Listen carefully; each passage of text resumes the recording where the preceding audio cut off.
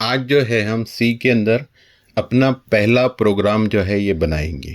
ठीक है, तो पहला प्रोग्राम जब भी किसी लैंग्वेज में बनाते हैं तो स्टूडेंट जनरली क्या करते हैं, हाय हाउ आर यू। कोई लिखता है this is my first program. ठीक है, तो हम सिंपल एक मैसेज हम भी करते हैं कि हाय हाउ आर यू, ऐसा मैसेज आपको स्क्रीन के ऊपर डिस्प्ले करना है। तो सी के अंदर पहले हम देखते हैं यहाँ पर कि प्रिंट एफ, पहले मैं यहाँ राइट कर रहा हूँ, bracket double quote, hi how are you. देखो सिंपल है, प्रिंट एफ लेके ब्रैकेट के अंदर डबल कोट के अंदर हमने एक मैसेज दे दिया, हाय हाउ आर यू। मतलब इससे ये क्लियर हो गया कि प्रिंट एफ ये आउटपुट स्टेटमेंट है। आउटपुट स्टेटमेंट मतलब if you want to display message on screen then you can use output statement. और आउटपुट स्टेटमेंट में हमने पहला क्या लिए, प्रिंट एफ स्टेटमेंट। सिंपल लिए प्रिंट एफ डबल कोट के अंदर मैसेज जो हमको स्क्रीन के ऊपर डिस्प्ले करना है, और यहाँ पर लास्ट में सेमीकोलन का सिंबल दिया मैंने।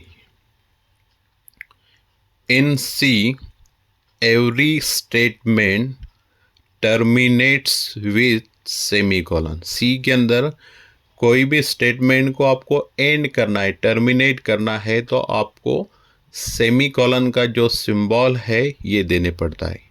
आगे कुछ लूप्स है, जैसे इफ़ स्टेटमेंट हो गया, लूप्स में वाइल हो गया, ये इनको सेमीकोलन नहीं देते। क्यों नहीं देते वो आगे हम लर्न करेंगे। अभी आपके माइंड में एक चीज़ क्लियर रखो कि in C every statement terminates with semicolon. सबसे लास्ट में हमको सेमीकोलन दे दो, मतलब वो स्टेटमेंट वहाँ पर एंड हो गया, उसका स्कोप वहाँ पर एंड हो गया। ठीक है, तो print f hi how are you ये हमने दे दिए। यहाँ देखिए मेन हमने दे के रखा था पहले। मेन, ये मेन फंक्शन हमारा सी का यहाँ से स्टार्ट हो रहा है, ये बिगिन का सिंबल है, यानी बिगिन हो गया यहाँ से सी का मेन प्रोग्राम। और ये एंड का सिंबल देना है लास्ट में, मतलब इसके बीच में आपको सी के सारे जो भी स्टेटमेंट हैं ये राइट करना है। अब सिंपल इसको हम रन करके देखते हैं। रन करने में क्या होगा, हाय हाउ आर यू ये message as it is screen के ऊपर आउटपुट में हमको दे दिया उसने। अगर इन केस आप स्पेलिंग मिस्टेक करते, जैसे हाउ का स्पेलिंग आपने थोड़ा सा इसमें चेंज कर दिया, मिस्टेक कर दिया, अब इसको रन करेंगे तो भी ये मैसेज एज इट इज़ यहाँ पर डिस्प्ले होगा। इसका मतलब ये हो गया कि डबल कोट में जो भी हम मैसेज डिस्प्ले करेंगे उसको एज इट इज़ वो स्क्रीन के ऊपर डिस्प्ले करेगा, इसमें कोई चेंजेस नहीं करेगा या कोई एरर नहीं देगा आपको। ठीक है, तो डबल कोड में जो मैसेज टाइप किया जाता है उसको एज इट इज़ वो स्क्रीन के ऊपर जो है वो डिस्प्ले कर देता है। डबल कोड आ गया, इन इसके अंदर जो हमने मैसेज टाइप करे ये स्ट्रिंग कहलाता है ना, ये स्ट्रिंग जो सप्लाई करे, हाउ आर यू, ये स्ट्रिंग हो गया हमारा। ठीक है, इसको हम राइट कर देते हैं। तो ये सिंपल सा हमारा प्रिंट एफ जो स्टेटमेंट है ये हमने पहला सिंटेक्स देख लिए इसका। इसमें दूसरी एक चीज़ आती है वेरिएबल डिक्लेरेशन सेक्शन। सिंपल है, आईएनटी मैंने यहाँ लिखा, ए सेमीकोलन। इसका मतलब ये होता है, आईएनटी का मतलब सी में होता है इंटीजर। इंटीजर मतलब होल नंबर जिसको फ्रैक्शनल डेसिमल पॉइंट नहीं है।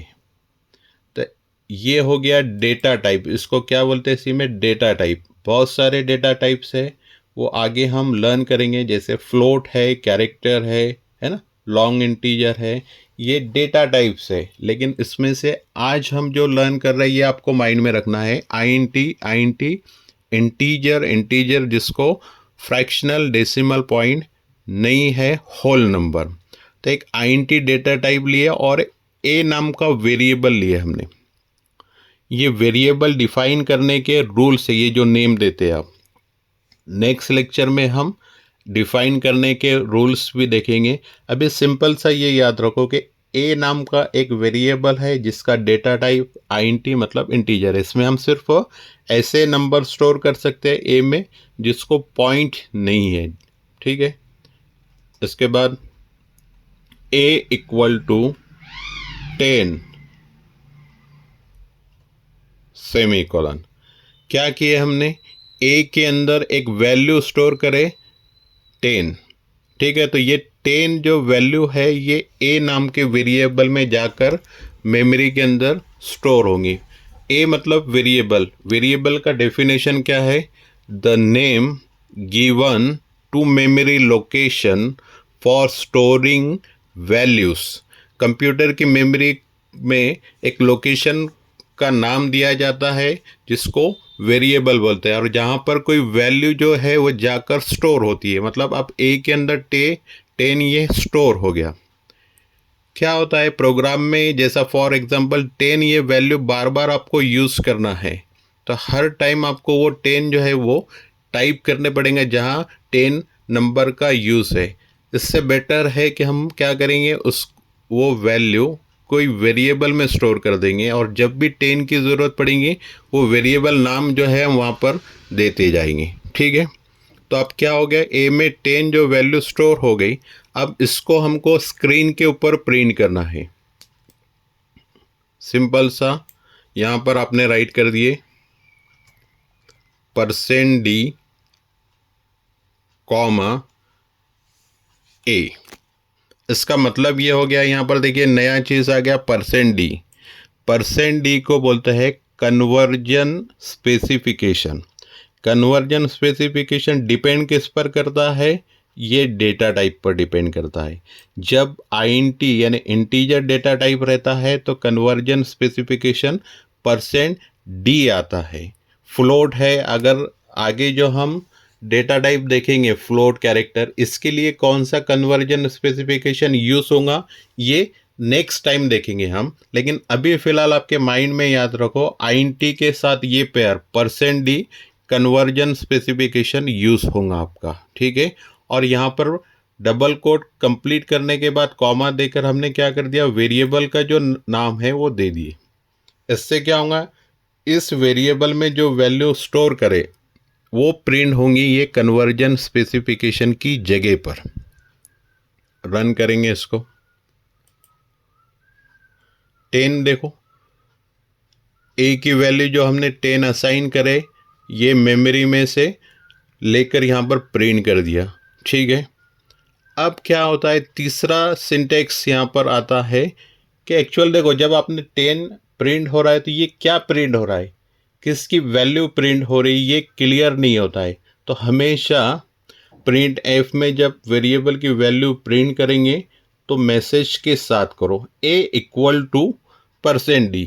ए इक्वल टू ये मैसेज हो गया %d, कन्वर्जन स्पेसिफिकेशन हो गया, मतलब इसकी वैल्यू ए की वैल्यू यहाँ पर प्रिंट होंगी, ये एज इट इज़ प्रिंट होगा ए इक्वल टू, ठीक है। अब इसको जब आप रन करें तो देखो ए इक्वल टू 10 जो है ये मैसेज के साथ प्रिंट हो गया, ठीक है। तो ये हमारा आज का प्रिंट एफ स्टेटमेंट कंप्लीट हो गया। Thank you.